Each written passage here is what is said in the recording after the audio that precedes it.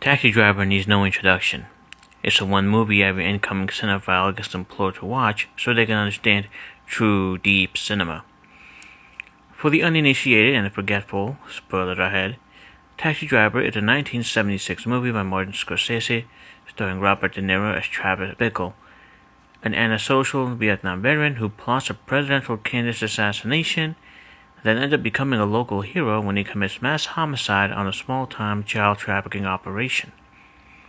It's famous for its moody atmosphere, the depression of its main character, and the dark expression at the end that hints that not everything is alright. It's a standalone movie that doesn't warrant any further plot development at all. Its indulgent ending, though ambiguous, is enough of a conclusion on its own to allow the viewer to interpret as we wish. The common understanding is that Travis will continue being a dark vigilante, following a path of violence and destruction. So I was surprised to learn that Robert De Niro himself, in 2005, shopped around the idea of a sequel to explore the story of an older Travis in modern times. The original writer, Paul Schrader, is rumored to have written a first draft before deciding that it is the stupidest idea anyone's ever had. And that's where any hope, however minuscule, for a sequel died. It's kind of fun to think about, though. Consider what kind of a filmmaker that Scorsese was in the 2000s, what kind of movies he was making, and the style of Paul Schrader and Bobby's 60-year-old self. Mid-90s America still reeling from the 2000 dot-com bubble pop, the following recession, the implosion of companies like Enron and WorldCom, and the onslaught of the war on terror following 9/11. In this world, from these people, what would a Taxi Driver sequel look like? Not an ideal sequel, but rather what Scorsese and company would have made in the mid-2000s. This isn't how I would make its story, it's just how I think Scorsese and Schrader, especially Scorsese, would have made it, considering the kind of movies Scorsese has been making in the past quarter century, while also imagining how he called back to his breakthrough. Here's my take. It's 2001. Travis Bickle is 50 years old. Following the trend of legacy sequels, we see that Bickle tried to live a normal domestic life, but just couldn't keep with it. He's divorced, estranged from his wife and child, a daughter no doubt because it's easier for audiences to empathize with a white woman, and it could serve as a parallel for Jodie Foster's character in the original. Bickle's made his way up to middle management in an office, maintaining a quiet life since we've last seen him. If he'd ever go on vacation, it'd be on his own to some foreign country, and the only real human contact he'd have would be a one-night stand here and there. He remains awkward with others. He'd exercise every day after work just to stay fit and in touch with the capabilities of his youth as much as is possible. He's not going back to vigilantism yet, but he wants to know that he can if he needs to. He plays some World War II online, have dinner, and go to bed. On the weekends, Bickle takes a nightly drive around the city in his car, an 80s Corolla he bought for the family when his daughter was young. The grime and the grit of the city doesn't grate him the same way it did 25 years ago. The city's cleaner now, by its own standards, no longer decaying. Plus, he's no longer working as a taxi driver serving pimps and drug dealers for 100 hours every week. These solitary night drives are a form of therapy for Bickle. He still writes in his journal, but the entries aren't as fragmented or deranged as they were in the original movie. As it turned out, that agitated look he had at the ending of Taxi Driver simply went nowhere. He's taken his rage and buried it, despite his nostalgia for the power it gave him.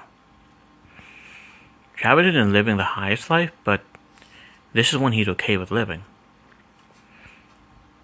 And then on a sunny Tuesday morning, after a whole weekend of storms, the unimaginable happens. Twin towers of the World Trade Center are struck by hijacked planes.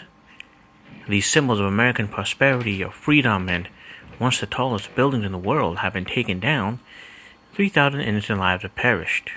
Travis watches the whole thing happen in his office, just a few miles away from the carnage. That very day when Travis goes home, his daughter, Jennifer, a young adult now, visits him. She tells him she's been trying to call. She's been worried, etc. We learn that Travis's wife cares about him, and that she initiated a divorce all those years ago because of his closed-off emotional state, not out of enmity. Even his daughter, who resents that he is the way he is, albeit having seen some warmth in him during visits, is worried about him. The attack and his own daughter's subsequent interest in him changes Travis. Or rather, it revives his vengeful spirit.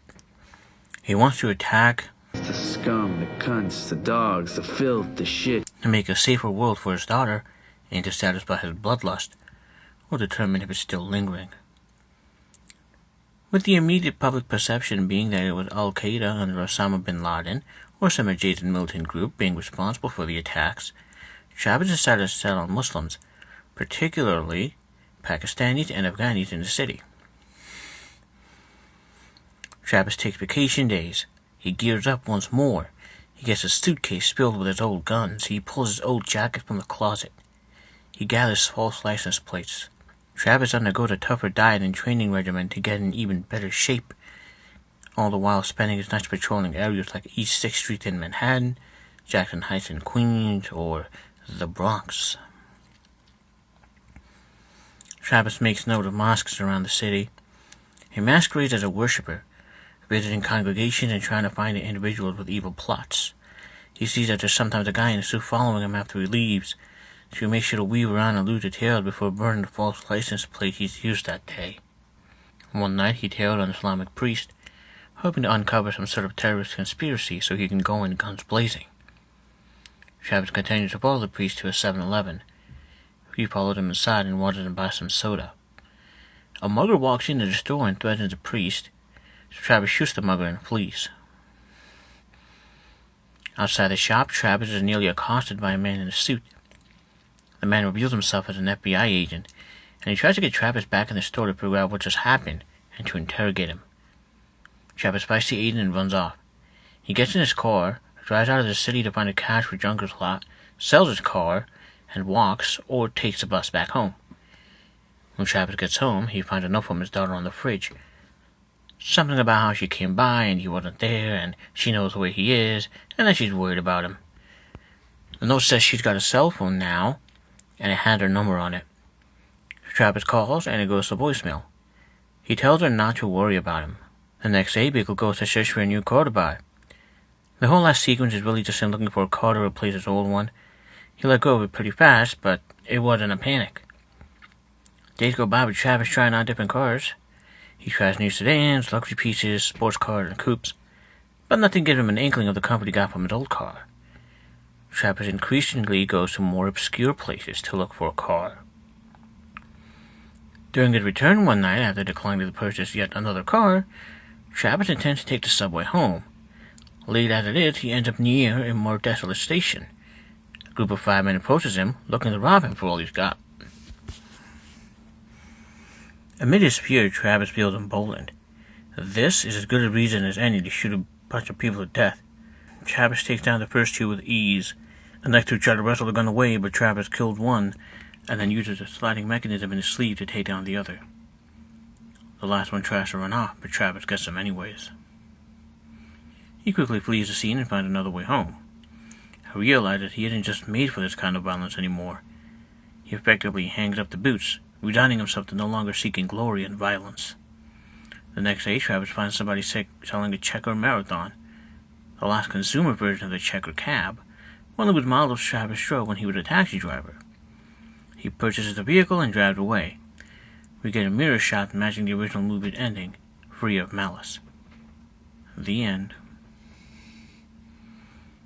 That's what I think Scorsese would have made of Taxi Driver 2 if De Niro's wish came true. Yeah, it's not as dark as the original, but Scorsese hadn't really been making dark movies lately. Like, The Departed was gritty, but it's very run-of-the-mill. It doesn't really get into the dark psychology of a man like Travis Bickle. Looking at movies like Hugo, I think Scorsese's got a soft spot that's opened up more as he's been getting older.